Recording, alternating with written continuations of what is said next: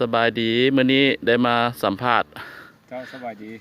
ชื่อจังไดเนาะชื่อดวงปีอยู่บ้านหนองเข็งบ้านหนองเข็งเนาะเมืองเมืองเมืองไซธานีนครหลวงวิจันทร์เนาะที่ว่าเป็นชาวสวนปลูกมะเพชรเนาะเจ้าแม่นละปลูกมะเพชรเป็นอาชีพทุกๆปีต้องได้ปลูกเนาะแม่นปีนี้ปลูกหลายปานใดเนาะปีนี้ว่าแม่นเฮ็ด12 ไร่โอ้12 ไร่แม่นถือว่าหลายสมควรเนาะเก็บแต่ละงวดนี่ได้หลายปานใดเฮาหากันทีนี้เฮาหากันเก็บได้2 งวดนี้งวดที่แรกกันได้แต่20,000ปลายหมื่นงวดบางงวดผ่านมาเมื่อกี้นี้ถือว่าได้92,000โอ้92,000แม่นช่วงนี้ราคายังดีอยู่เนาะแม่นราคาเท่าใดก็200,000เท่าใดล่ะ260,000เนาะขายเมื่อกี้นี้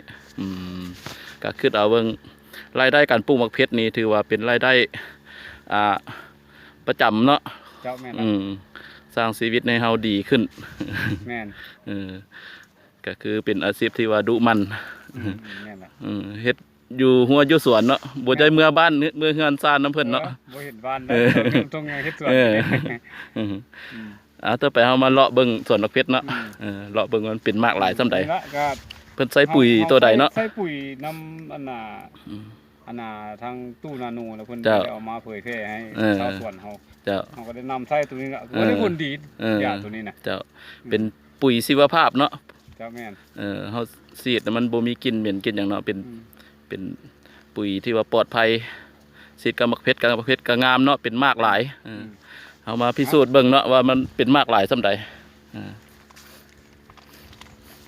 อันนี้ก็แดงหลายแล้วเนาะมันใกล้สิได้เก็บขายได้นี่เนาะแม่นคนเบิ่งหมากมันพี่น้องเฮาเบิ่งทางลุ่มมันเป็นตะลุ่มหาเทิง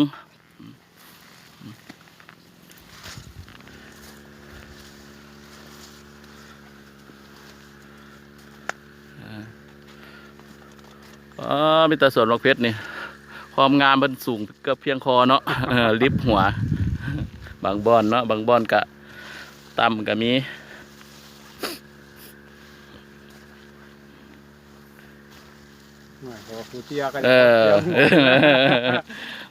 ซ้ำนี้ถือว่าเก็บสบายอยู่เนาะ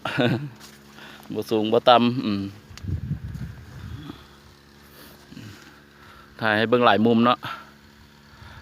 แนมไปเกือบสุดแสงตานะสวนเพิ่นนะ12 ไร่วะแม่น12 ไร่12 ไร่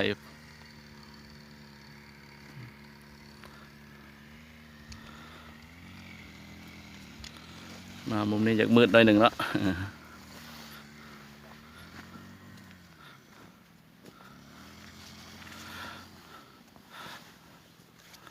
ต่อไปเนาะอยาก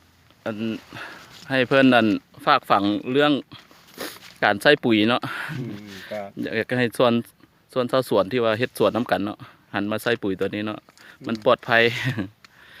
ท่านก็คือว่านะข้าพเจ้าก็ได้ใส่ปุ๋ยนำท่านตู้นี่มาก็2-3 ปีมาแล้วก็ถือว่าได้ผลอยู่ได้แล้วคือเกินคาดอยู่แต่ว่าก็